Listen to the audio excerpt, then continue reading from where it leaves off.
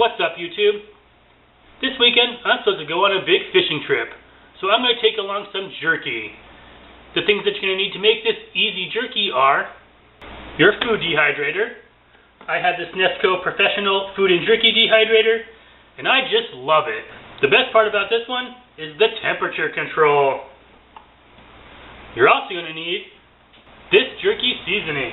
Today, I'll be using the Nesco Original brand.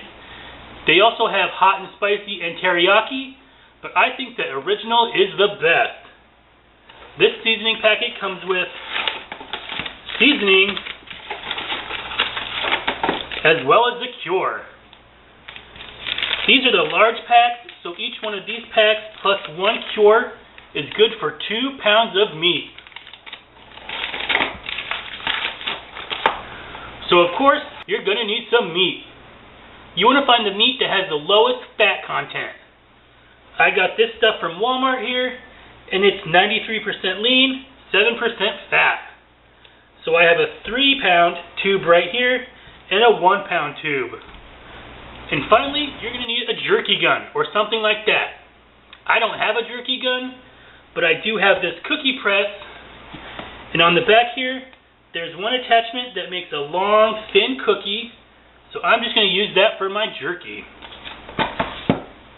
And off to the side here, I'm going to pull out Gilbert.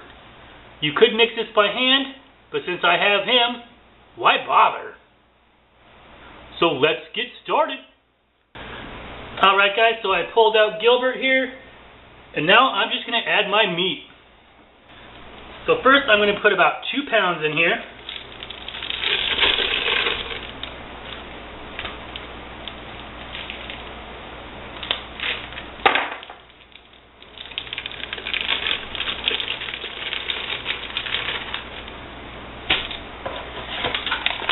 And then I'm going to put one of the seasoning packets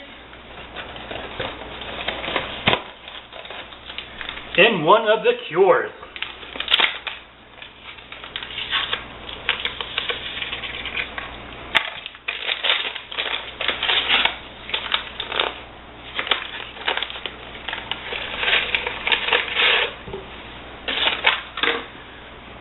If you have any big clumps like this, make sure to break them up.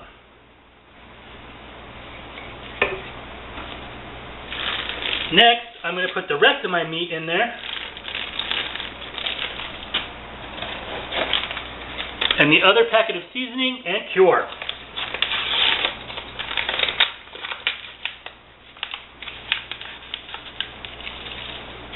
Now, like I said, you can mix this by hand, but since I have Gilbert here, I'm just going to use him.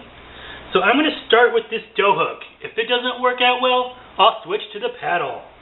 So now you just want to mix this all together until the seasoning and cure is mixed really well.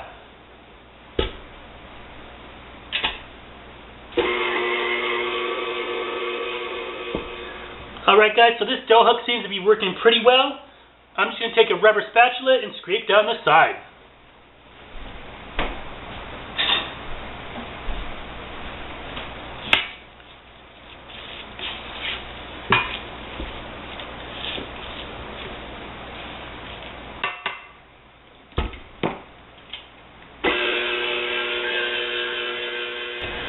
Alright guys, that looks pretty good here.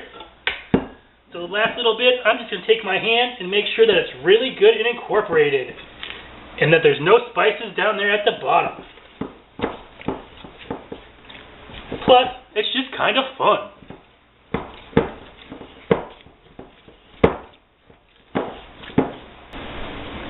When you have your seasoning and meat all mixed up, you want to grab your dehydrator trays, your cookie gun, and I'm going to be using this attachment right here to make my jerky sticks. So now I'm just going to fill up this little hopper tube here with some meat.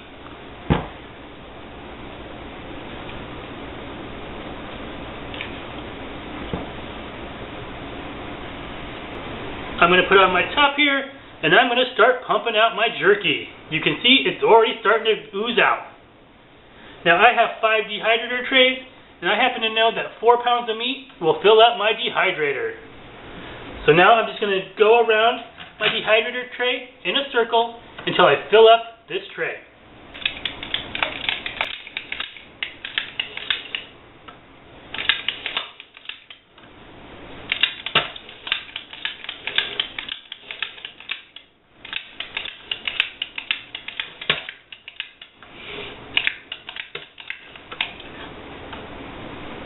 Alright guys, so 1 tube full made about a full circle.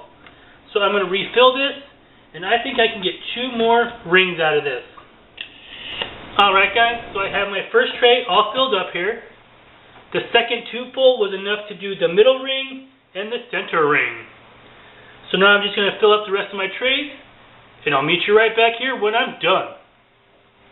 Alright guys, I have my 5 trays of jerky all pressed out here, and as you can see, the last tray didn't actually fill it all the way up.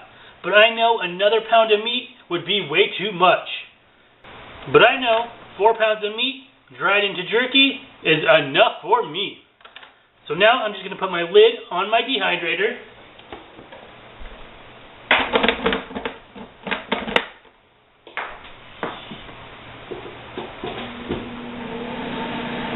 I'm going to set it to the highest setting here, which is for jerky, and that's 160 degrees. Now it's about 9 o'clock at night here, so I'm just going to leave this here overnight and check it in the morning. So I'll catch you later in about 9 hours. Alright guys, so it's the next morning here and my jerky is done. It's been about 10 hours or so let's take a look. This looks really good. You can tell that it's done when there's no more squishy, meaty parts. As you can see here, some of the grease has come up to the top. So the next thing that I'm going to do is lay out some paper towels and wipe off that grease. So I just like to lay out 2 trays worth of jerky on about 3 pieces of paper towel. Take more paper towel and put it on top and blot off all that extra grease. Now just keep doing that until all your jerky is on the paper towel.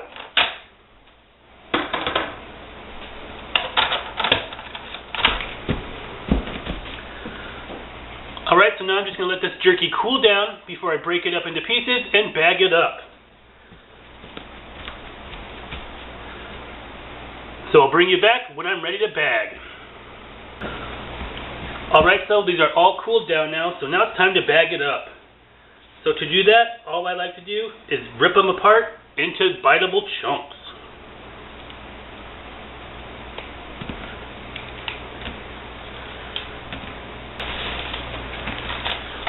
Then I just like to put them in a Ziploc bag here that I've labeled.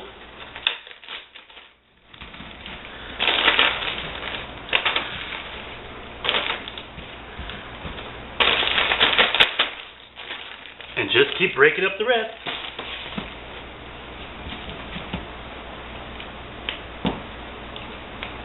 Now that I have all my jerky broke up and into this bag, you just want to seal it up and get as much air out of it as possible.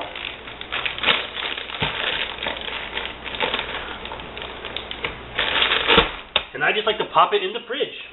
Now as you can see, 4 pounds of meat made an awful lot of jerky. It's very economical to do it this way, instead of buying those little packs in the store that could be $8 to $10, especially if you find a good deal on meat. Now you want to make sure that this is good and dry for storage purposes. If you do happen to over dry it, it's not a big deal. One trick you could do is just when you bag it up, put a slice of bread in there, and the moisture from the bread will soften up your jerky and make it eatable. This will be the perfect snack for me and my buddy this weekend when we're pulling in the big fish. I hope you give this video a try. If you like this video and want to see more of my videos, go down below and hit the big red subscribe button and give this video a big thumbs up. If you have a question about this video or any of my other videos, or would just like to leave a suggestion for a future upcoming video, leave me a comment. Feel free to share this video across your social medias. And as always, thanks for watching. I'll see you next time.